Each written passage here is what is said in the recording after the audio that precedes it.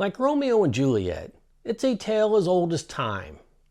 Arnie sees Christine, Arnie falls in love with Christine, and must have her. They both are rough around the edges and not much to look at. But once their love blossoms, Christine becomes jealous and possessive, and ultimately a very bad influence on Arnie. Meanwhile, everyone tries to break them up.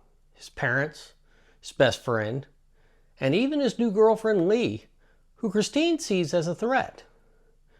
Arnie vows that no shitter will ever come between him and Christine, or there will be hell to pay.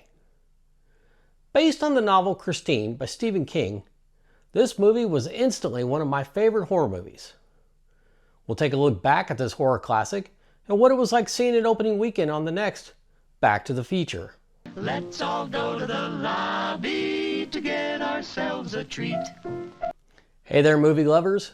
Dwin here to take you back to when some of the greatest movies you know and love first opened at the theater.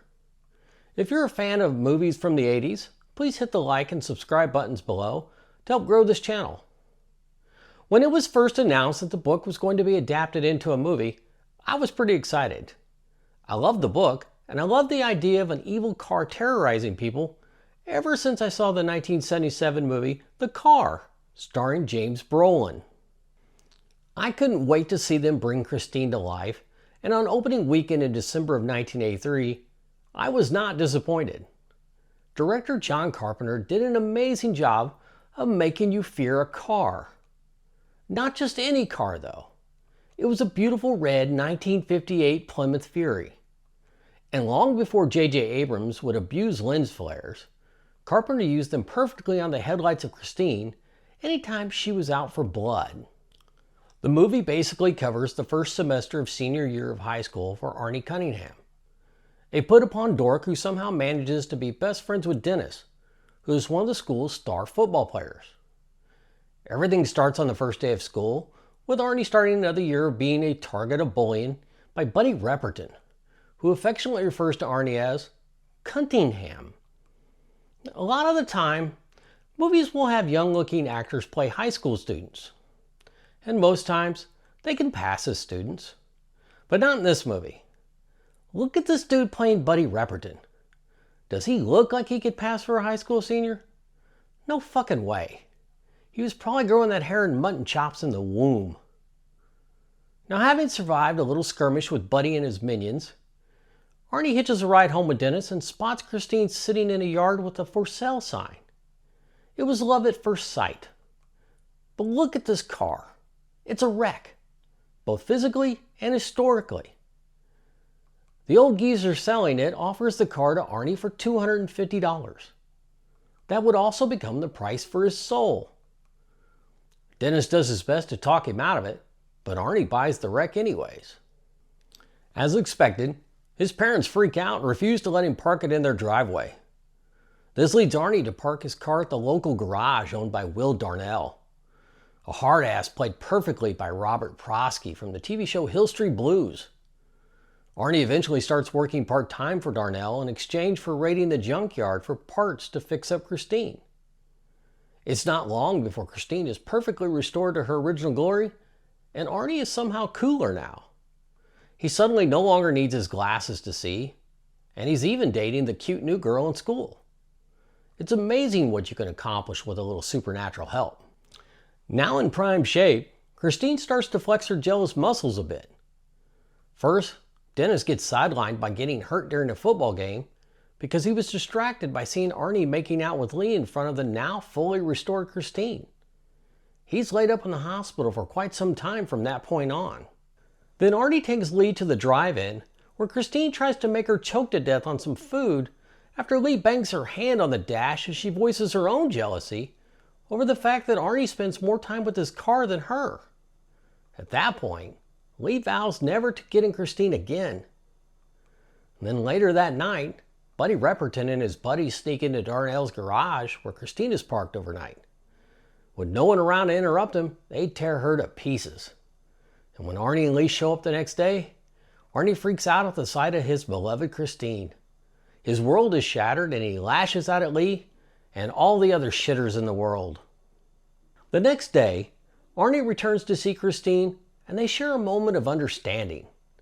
Arnie isn't surprised at all as he watches her put herself back together. Perfectly new. Like nothing ever happened. But something did happen, and someone has to pay for that. The next night, Christine catches Moochie, one of Buddy's friends who participated in the assault on Christine, out walking alone. He does his best to outrun her, but ends up getting a good close look at Christine's front bumper. As Arnie is leaving school the next day, he is confronted by Harry Dean Stanton as a detective questioning him about where he was last night when Moochie was ran down.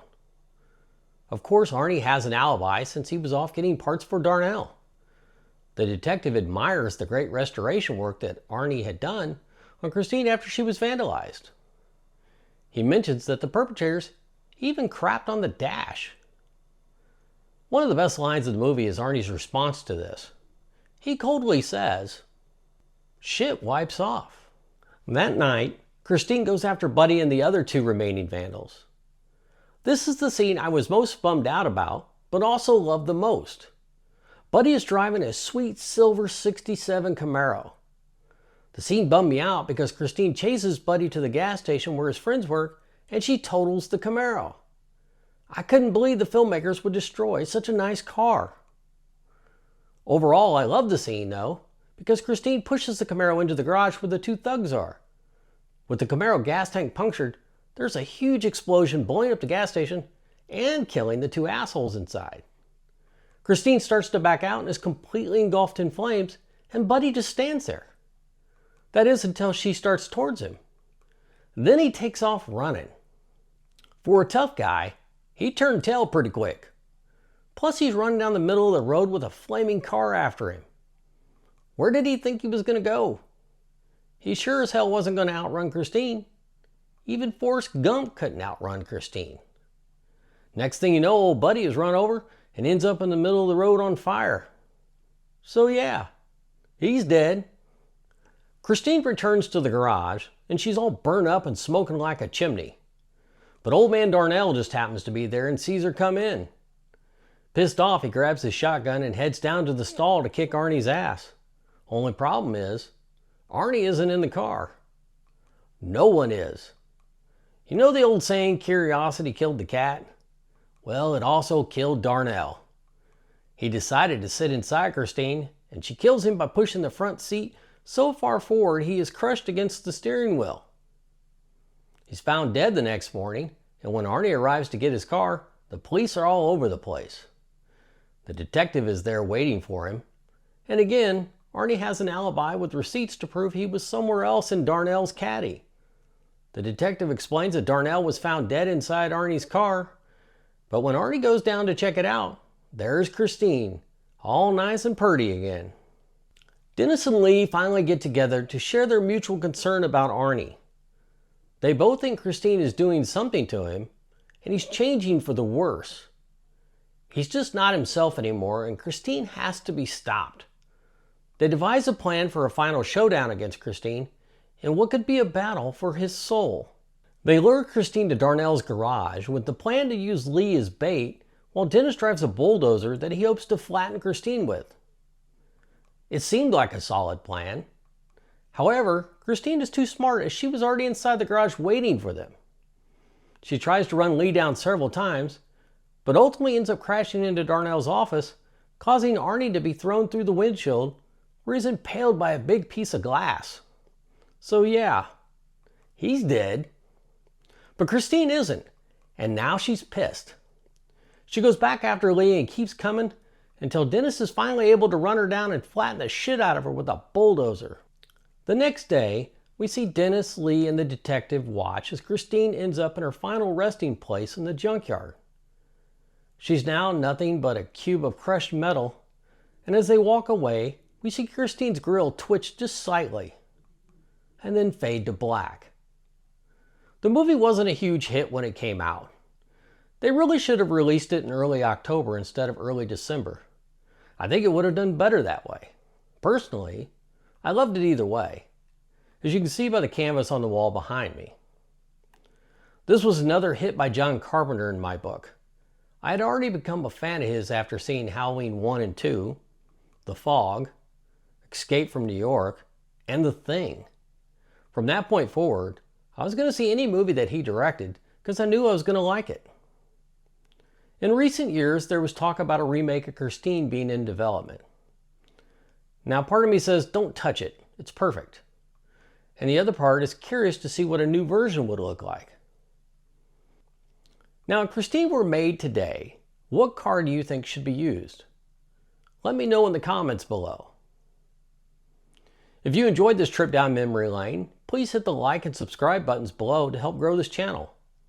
I appreciate you taking time out of your day, and I hope you will come back for the next Back to the Feature.